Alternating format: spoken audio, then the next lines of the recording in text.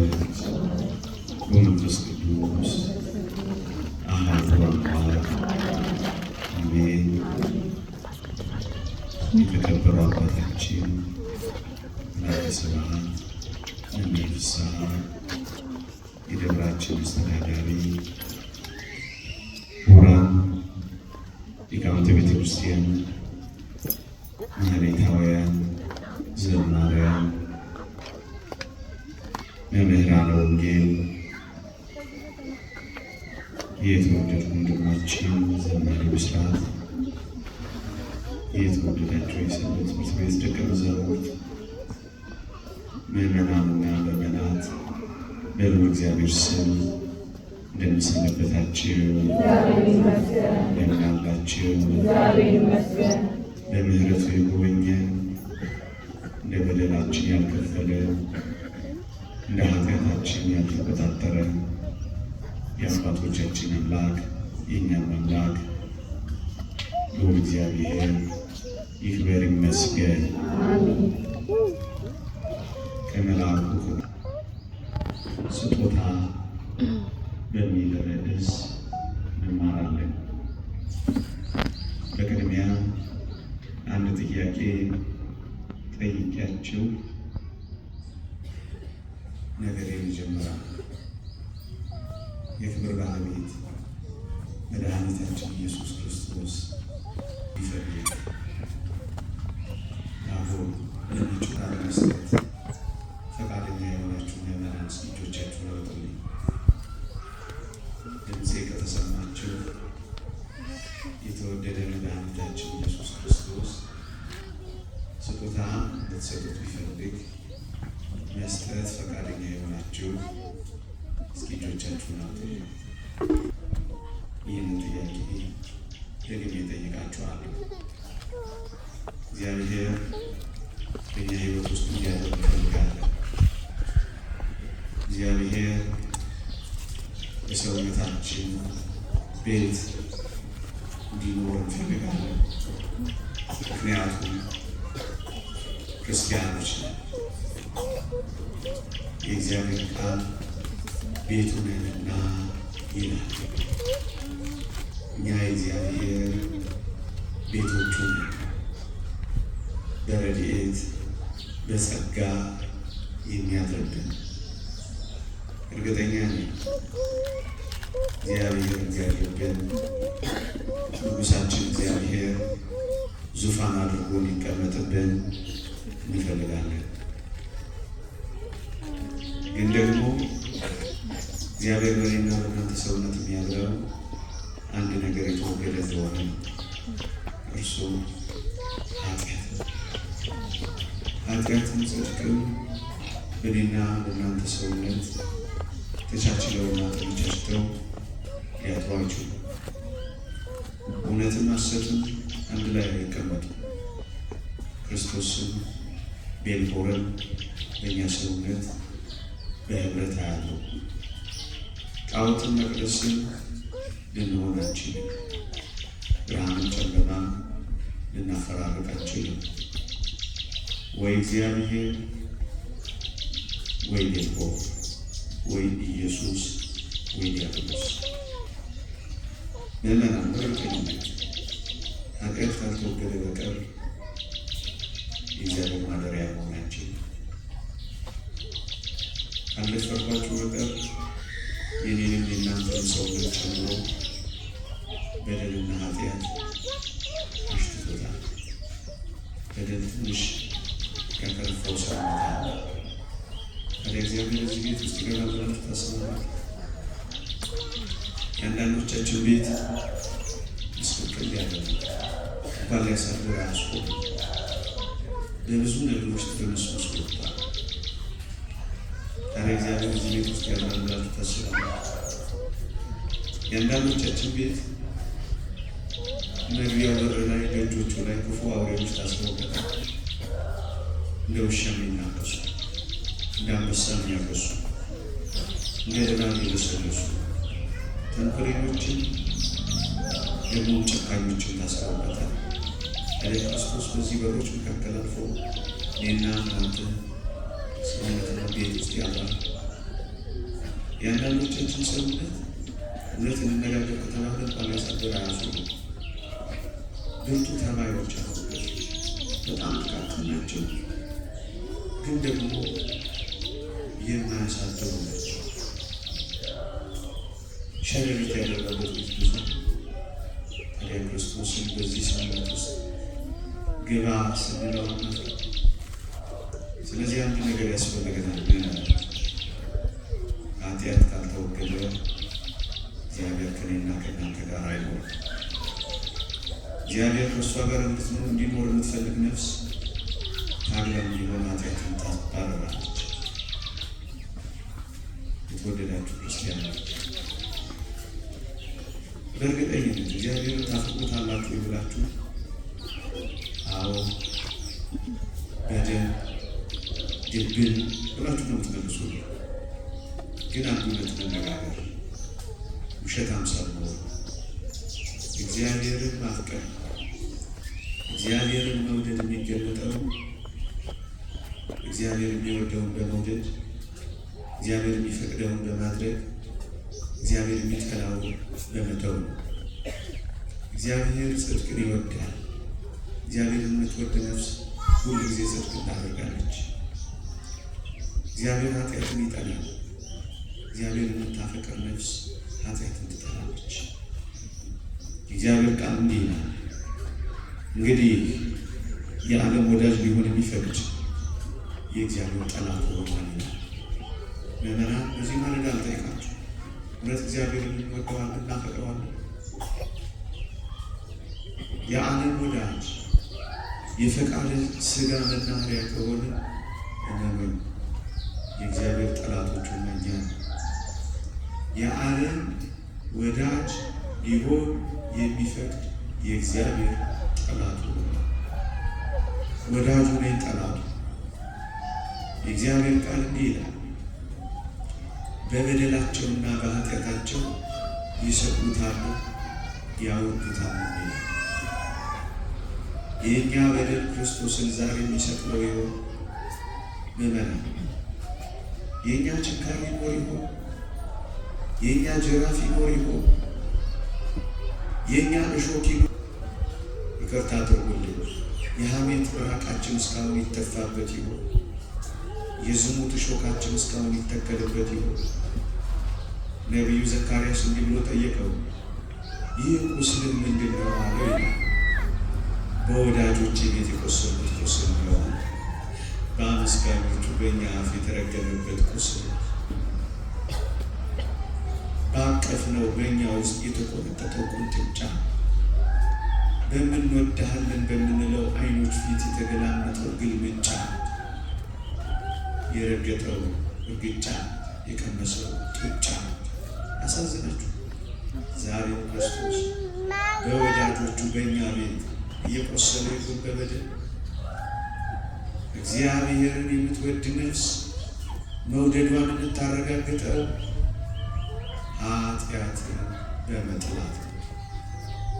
የተወደዳችሁ ክርስቲያኖች እርግጠኛ ጊዜ እኔም እናንተ የመጣ ነው ምርጫችንን እግዚአብሔር ስላደረገ ማንም አስገድዷችሁ ማንም አልመጣችሁ። ምርጫችሁ እግዚአብሔር ስለሆነ ምርጫውን እግዚአብሔር የሚያደርግ ሰው ምን ያደርጋል? ፈቃዱን እግዚአብሔር ፈቃድ ያደርጋል። ምርጫውን እግዚአብሔር ያደረገ ሰው ምን ያደርጋል? ሀሳቡን እግዚአብሔር ሀሳብ ያደርጋል። ምርጫውን እግዚአብሔር ያደረገ ሰው ምን ያደርጋል? መንገዱን የእግዚአብሔር መንገድ ያደርጋል። የእግዚአብሔር ፈቃድ ምንድን ነው? የተወደዳችሁ ኦርቶዶክሳውያን የእግዚአብሔር ፈቃድ ይህ ነው። ቅዱስ ጳውሎስ እንዲህ ይላል፣ የእግዚአብሔር ፈቃድ እርሱ መቀደሳችሁ ነው ይላል። እግዚአብሔር ከእኔና ከእናንተ መቀደስን እንጂ ምን ይፈልጋል? ጧፍ፣ ሻማ፣ ብር ምን ይፈልጋል? እግዚአብሔር ምን የለውምና ምን ይፈልጋል? እግዚአብሔር እኛን ይፈልጋል። እግዚአብሔር ጉዳዩ እኛ ነው። ትቀደሱም ዘንድ ፈልጉ፣ ያለ እርሱ ጌታ ሊያይ የሚችል የለም። ጌታን ለማየት አለ ጊዜ መጣችሁ። እግዚአብሔር ቃል ከርኩሰት ተለዩ፣ ለመቀደስ ታገሉ፣ ንጽሕናን ተለማመዱ፣ ትቀደሱ ዘንድ ፈልጉ። እልፍ በሉ፣ ርኩስንም ነገር አትንኩ፣ ከመካከሏ ተለይታችሁ ውጡ ይላል እግዚአብሔር ቃል። እግዚአብሔርን ምርጫው ያደረገ ሰው የእግዚአብሔር ምርጫና ፈቃድ መታዘዝ ነው። መታዘዝ ከመስዋዕት ማዳመጥን ያውራ በምስል ከማቅረብ ይበልጣል። እግዚአብሔር ለምን ደስ የሚለው ይመስላችኋል? በእልልታችን፣ በአጓጉል ሞገሳችን፣ በዲኮራችን፣ በመሽቀርቀራችን አይደለም። እናስ እሺ በሚል ልባችን እግዚአብሔር የእግዚአብሔርን ቃል በሚሰሙት ደስ እንደሚለው አታውቅምን? ይላል ነቢዩ ሳሙኤል። እግዚአብሔርን ደስ ማሰኘት ከፈለጋችሁ የእግዚአብሔርን ቃል ስሙ፣ መታዘዝ። እርግጠኛ ነኝ ከዚህ ዘመን ከሚመጣው ዘመን መከራ መዳን የማትፈልግ ነፍስ የለች።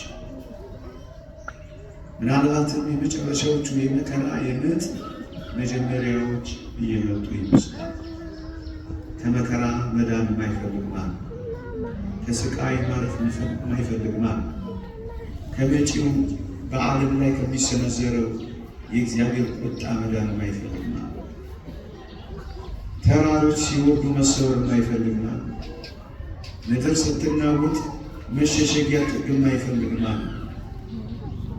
በዘላለም ክንዶች ስር መሸሸግ የማይፈልግ ማን? ወደ ተራራ መሸሽ የማይፈልግ ማን? ከሰገነት መውረድ የማይፈልግ ማን ነው?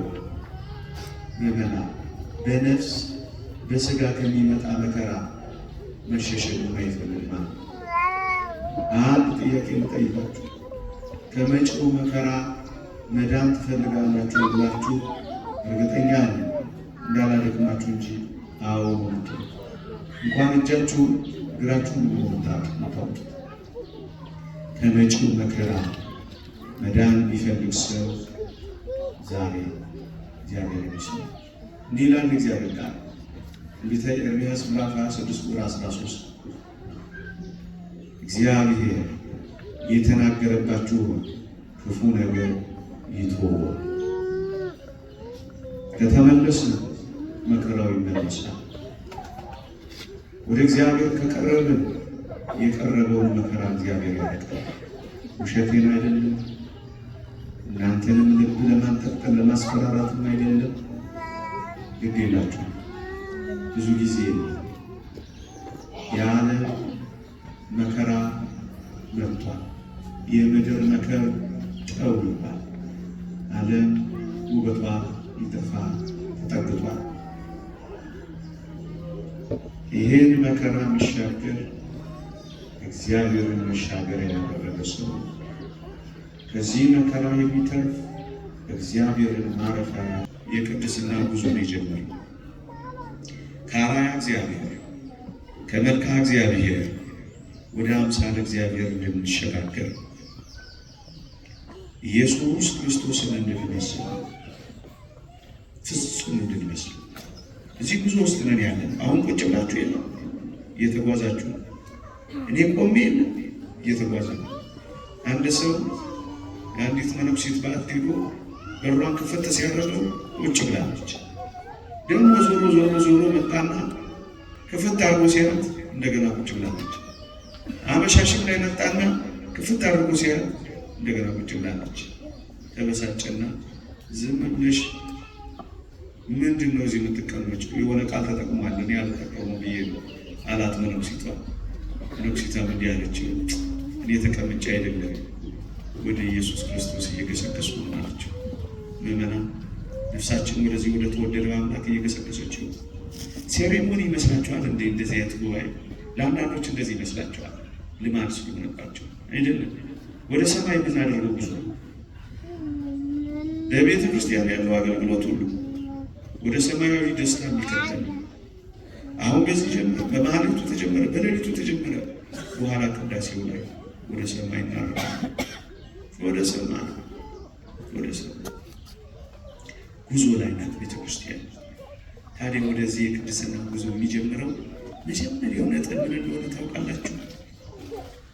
በንስሐ ከእግዚአብሔር ጋር መታረቅ። ተጓዥ መሆን የፈለገች ነፍስ፣ ከእግዚአብሔር ጋር መጓዝ የፈለገች ነፍስ ጉዞዋን፣ ግንኙነቷን፣ ትኬቷን የምትቆርጠው ለንስሐ ብቻ።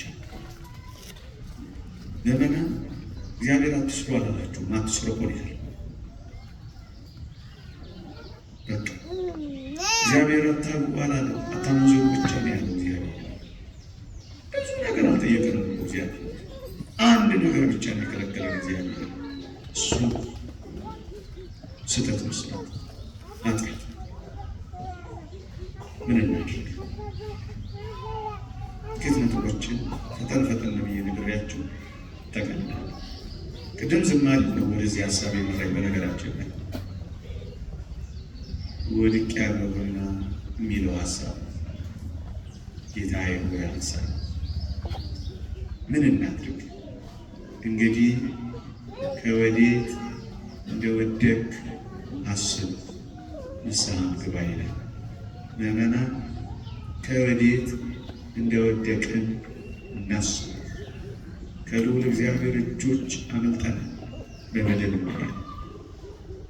ከእንቅፉ ለመውጣት እየታገልን ተፍጨርጭረናል በበደል ምክንያት። ከዓይኖቹ ለመራቅ በፍጥነት መሸሽ ጀምረናል በኃጢአት ምክንያት። ይልማ ነው አንድ ግሩም መዝሙር አለችው። በቅድስቱ በኩል በቅዳሴ ጊዜ ዓይኖቼ ስላጡህ ፈልገው ይዞኛል ትካዜ የሚል መዝሙር አለው። እግዚአብሔር ዓይኖቹ እየተንከራተቱ ፍለጋ ላይ ወድቀናል። አልገባንም እንጂ ወድቀናል። ከወዴት እንደወደቀ የሚያስብ ሰው መነሳት ይናፍቀዋል። መሰማት አቅቶናል። የመጣው የሄደው ሁሉ ይጥለናል። እንደ ጠራጊ ጉድፍ መጫወቻ ኃይል ጸጋ ከኛ ርቋል። በመከራዎችና በስንፍናችን ምክንያት ብዙ ድካሞች በእኛ ላይ ተመልሰዋል። ምን እላችኋለሁ ታውቁታላችሁ? ገጻችን አያበራም ጠይሟል። ንግግራችን አያምርም ጎምዝዟል። በመካከላችን ፍቅርን የምታክል ጸጋ አጥተናል። መገፋፋት፣ ትከሻ ለትከሻ መለካካት፣ አንዳንዶቻችንም እግዚአብሔር በማይወደው ደስ በማይል ዘረኝነት ውስጥ ተዘፍቀናል። ይችን ታላቅ የክርስቶስ ቤተ ክርስቲያን በዚህ ደስ በማይል ነገር አሳዘነናል። ኢየሱስ ክርስቶስን ሳይሆን ይቅርታ አድርጉልኝ፣ በጣም ጥቂቶች ቋንቋ አምላኪዎች ወደ መሆን ወርደናል። ከወገንም ከቋንቋም ከነገድም የዋጀውን ጌታ ሳፍረን ተናግረን መሰማት አጥተን ለልጆቻችን ተስፋ እንኳን መሆን አቅቶናል። ከእኛ ጋር መኖር እንኳን ሰልችቷቸው ይኸው ከእኛ እየሸሹ ባህርና ሻርክ የሚበላቸው ስንት ናቸው። ማስታረቅ አልቻልንም። ጦርነት የወንድማማቾች ጸብን እንኳን ማረቅ አልቻልንም። በሀገራችን ምንድን ነው የሆነው? ወድቀን ፓትርያርካችን በአንድ በዓል መለወጫ ዘመን መለወጫ የተናገሩት ልቤን ይመስጠዋል። ሽበታችን አልታፈረም፣ ክህደታችን አልተከበረም ማለት ተዋረድን፣ አዋረድን፣ ወድቀናል። እኛም ዓለሙን መስለናል። ማንንም ለማባበል አልቆምንም፣ ራሳችንን ጨምረው ማለት ነው። ከወዴት እንደወደቅስ ስንታንኳ እንኳን ሊከፈትልህ ይገባ ነበር፣ ግን ተዘግቶብን የነካን አይባልም፣ ይደርቅ አይለመልንም፣ ይጠወልናል። ወልደን ማሳደግ ከብዶናል። ሰርተን መብላት እንኳን አቅቶናል። ያልታረሰች 68 ሚሊዮን ሄክታር መሬት ያላት ኢትዮጵያ በረሃ ተረበች። ምንድን የሆነው? ውድቀታችንን አላወቀ። የወደቀበትን ያላወቀ እንዴት እንደሚነሳ አያውቅ። ከወዴት እንደወደቀስ ያጣውን ነገር የሚያውቅ የጎደለበትን የሚረዳ እግዚአብሔርን ያህል ጌታ እንዳጣ የኃጢአት ውጤቷ የሚገነዘብ ሰው ይመለስ። ከእግዚአብሔር የመለየት ውጤት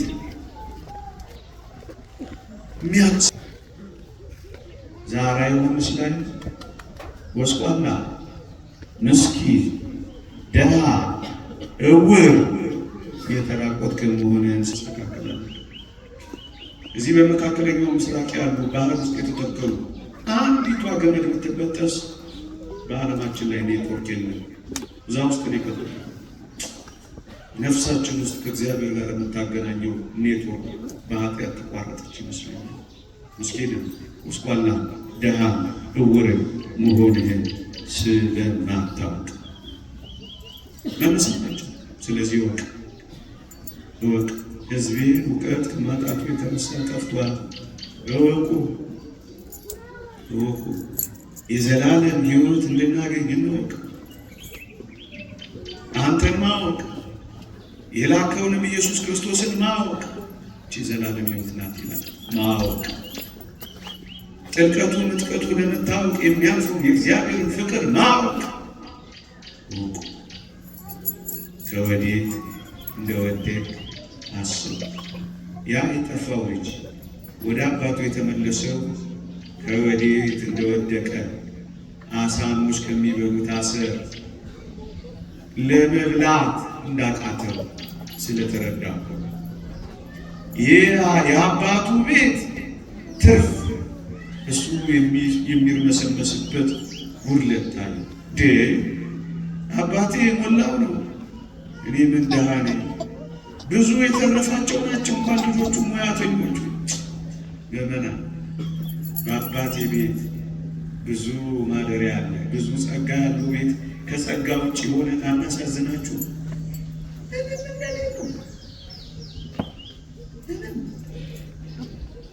ብዙ ጸጋ ውስጥ እያለ ምንም አባቴ ሆይ ውድቀቱን ካየሁ በኋላ በሰማይና በምድር በፊት በደል ወደፊት ልጅ ልባል አይገባኝም። ከባሮቹ እንዳለ ተረግ እያለ እንደ ተዝረከረከ መጣ። ግድ የለም እንደ ተዝረከረከ ሽታህን የሚጠላ መሰለህ። ምናልባት እኔ ሲጋራ የሚለው ሽታህን ልጠላ እችላለሁ። አምላክ ግን አይጠላም፣ እግዚአብሔር ግን አይጸየፍም። እግዚአብሔር ማንም ተጸይፎ ያውቃል። ይሁዳ እንኳን ይቀበለው እንደነበር ስነግርህ በደስታ አንተን ይቀበላል። አንቺን ይቀበልሻል። እያነከስም ቢሆንና ልብህ እያነከሰም ቢሆንና ቆሽሽም ቢሆንና አይዞ የት ትጠራለህ? በቤት ውስጥ ድል ያልነሳውን ሰይጣን ከቤቱ ውጭ ድል አትነሳው። አይዞና ማጠቢያው እዚህ አለ፣ ማንጫው እዚህ አለ፣ ማጥቢያው እዚህ አለ፣ ሞልያው እዚህ አለ። ውብ አድርጎ ይሰራል፣ ኃይልን ያስታጥቃል። እንደ ንስር ክንፍ በረህ ትበራለህ። ውሸቴን አለ ማርያም ግብፃዊት አንደኛ ደረጃ ዘማዊት ነበረች። 40 ዓመት ሙሉ ዮርዳኖስ በረሃ ወደቀች፣ ልብሷ ተበጣጠሰ። ግንስ ቤት አስደናቂ ሴት ሆና ጨረሰች። አባ ሙሴ ላይ ግብፅን ያስቸገረ ደረጃ 1 ጋንጃ መቺ ኪስ አውላቂ ነበረ። መጨረሻስ እጆቹን እየዘረጋ ደመናትን የሚቆርጥ አስደናቂ ሰው ሆኖ ጨረሰ። ግዴለ ና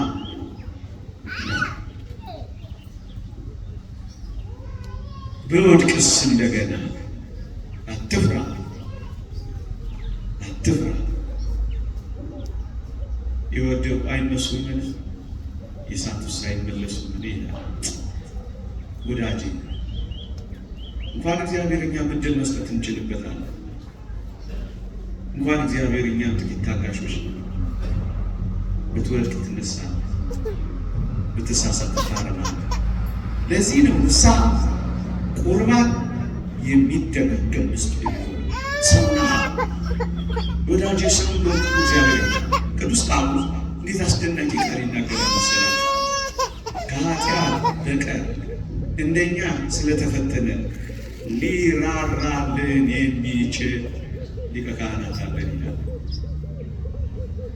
እንዴት ያጽናናል! ፈተናህን ያውቀዋል፣ ድካምህን ይረዳዋል። ስለዚህ ይራራልሃል፣ ይቀበላል። ወዳጅ እንኳን እኔና እናንተ ፀሐይና ጨረቃ እንኳን በፊቱ ንጹሐን አይደሉም። ሳይፎርሹ የሚሽከረከሩ ሳያቋርጡ የሚበሩ ፀሐይና ጨረቃ እንኳን ለእግዚአብሔር የሚመጥን ንጹሐን አይደሉም። ይልቁኑ ኃጢአትን እንደ ውሃ የምንጠጣ እኛ እንደምን እናንስ ይላል ጻድቁ ኢዮብ። የኔ ቃል አይደለም። ጻድቁ ኢዮብ የተናገረው ሰማይና ምድር እንኳን ፀሐይና ጨረቃ እንኳን በፊቱ ንጹሐን አይደሉም። ይልቁንም ኃጢአትን እንደ ውሃ የምንጠጣ እኛ ምንኛ እናንስ። ለእግዚአብሔር የሚመጥን ምንም ነገር ምድር ማቅረባችንም ወዳጅ ንስሐ ብትገባ ቀኖና ብትቀበል ብትሰግድ ብትመጸወት ለእግዚአብሔር ክብር የሚመጥን ምንም ነገር የለም። ቸርነቱን ተስፋ አድርገን ብቻ ነው የምንለማመጠው። ደጅ መጥኛ መለማመጫ ብቻ ነው ወገኖች። እንደሱ በወድቅ ትነሳና መውደቅ አዳማዊ ነው ይላል አንድ ሊቅ። ወድቆ አለመነሳት ግን ዲያብሎሳዊ ነው ይላል። እንደ ሰው ትወድቃለህ፣ እንደ ዲያብሎስ ግን ወድቀህ እንዳትቀር ትመከራለህ። አባ ቢሾይ ጋር የሄደ አንድ መነኮስ እንዲህ አለው ይላል። በኃጢአት ደጋግሞ ወደቀና ይሄ መነኩሴ በአቱን ለቆ መሄድ ፈለገ፣ ገዳሙን ጠፍቶ መሄድ ፈለገና እንዲህ አለው ይላል። አባቴ ሆይ እስከ መቼ እየወደቅኩ እየተነሳሁ እኖራለሁ አለው ይላል። እስክትሞት ድረስ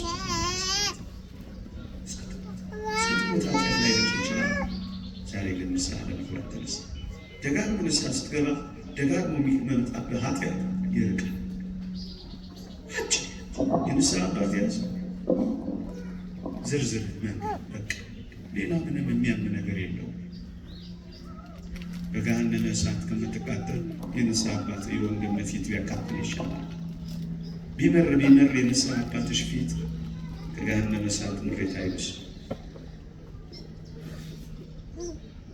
እሳቸው ፊት ከማፈር ከመዋረድ ቢቀርብኝ ይሻላል ከምትይ በሰማይ ያለው ማፈር በዕለተ ምጽአት ሁሉም ይገለጣል። ጠይቄያችሁ አበቃለሁ። ሰዓት ስለደረሰ ለኢየሱስ ክርስቶስ ስጦታን ሰጥቷል ብላችሁ አላላችሁ? ካላችሁ ልትገኑ ስጦታ መስጠት የምትፈልጉ እስኪቻችሁ ነው። አይዟችሁ፣ ገንዘብ አይደለም ለምዳችሁ ነው ማለት አይዟችሁ።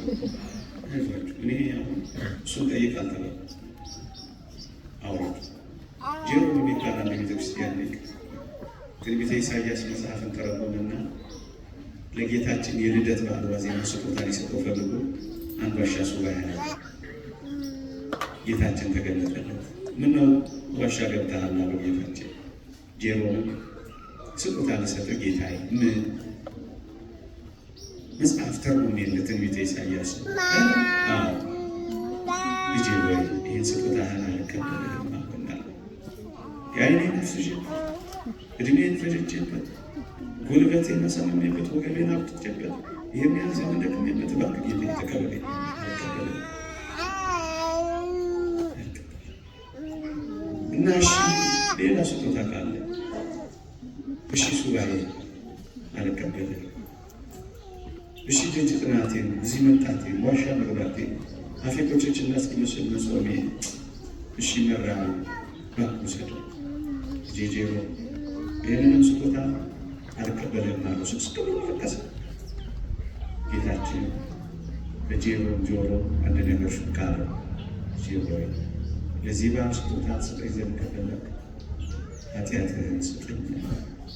አሁን ደግሜ ልጠይቃችሁ፣ የተወደደ መድኃኒት ለኢየሱስ ክርስቶስ ስጦታ መስጠት ትፈልጋላችሁ? እስኪ እጃችሁ ነው። ለዚህ በዓል ስጦታ መስጠት የምትፈልጉ እንግዲያውስ ኃጢአታችሁን ስጡት። ይቆያል።